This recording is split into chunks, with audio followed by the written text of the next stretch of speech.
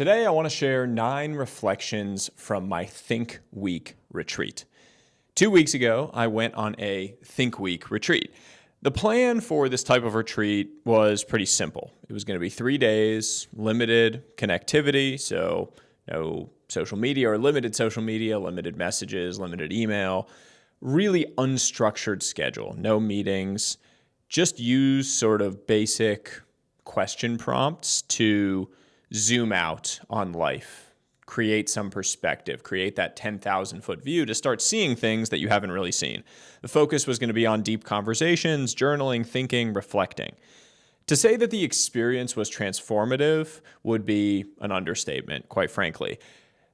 During this discussion, I want to share the 9 most important learnings and reflections from that experience. Now, if you're interested, I will share in a future piece a breakdown of the Think Week structure and some of the prompts that I use so that you can conduct your own. Just leave a comment or reply saying that you're interested, and I'll make sure that I do that in the future. All right, number 1, your identity is rented, not owned.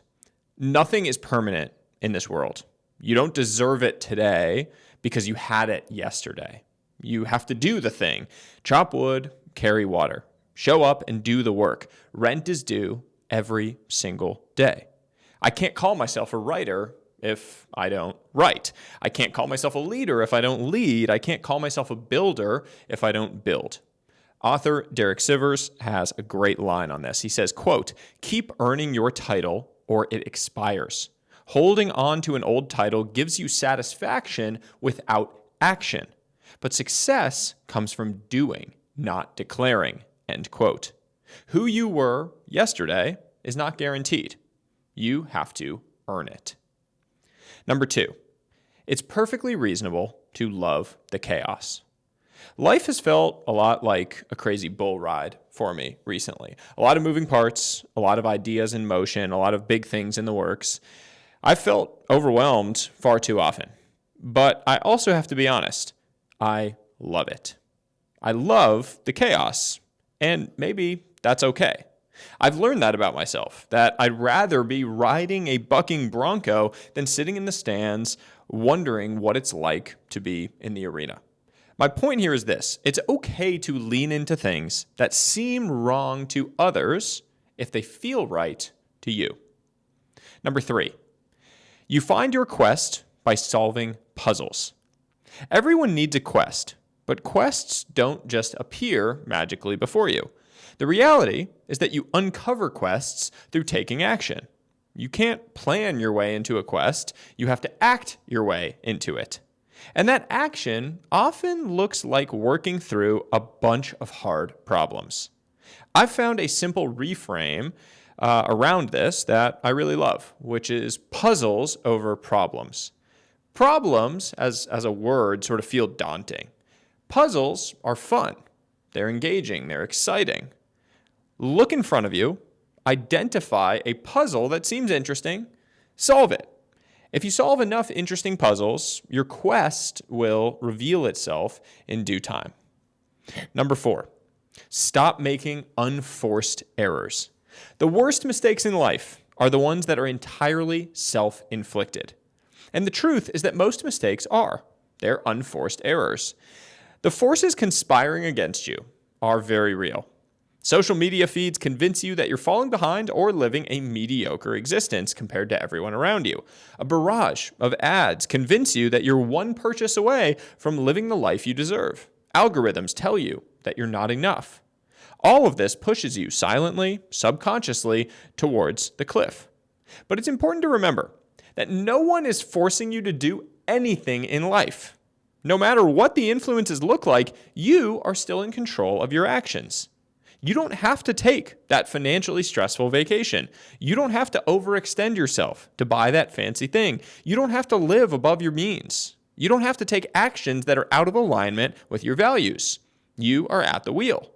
If you avoid unforced errors in your finances and in your life, you'll find a way to win.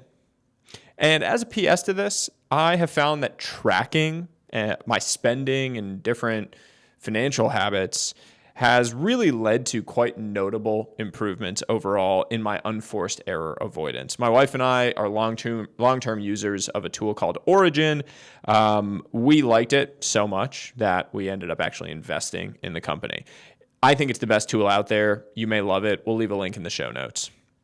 Number 5, you have to change your mind.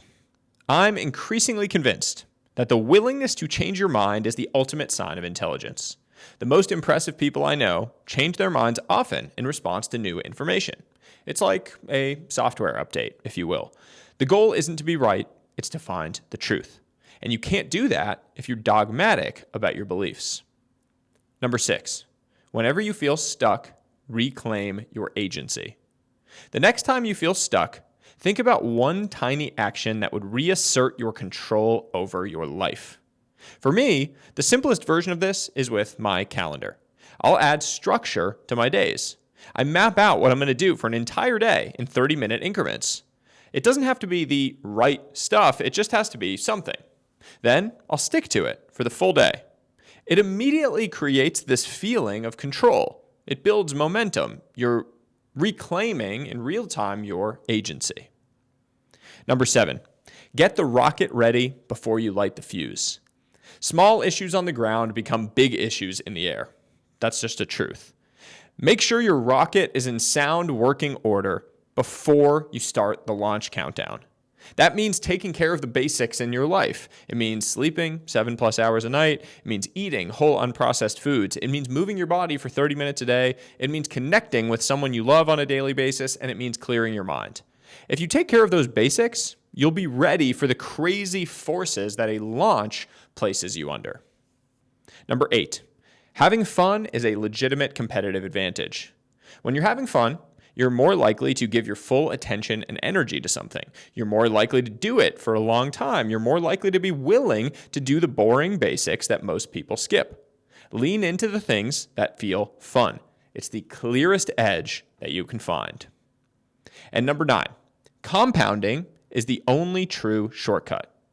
I often say that there are no shortcuts in life, but that's not quite true. Compounding is a shortcut. As you progress, each unit of input produces a larger unit of output because it benefits from all of the inputs that came before it.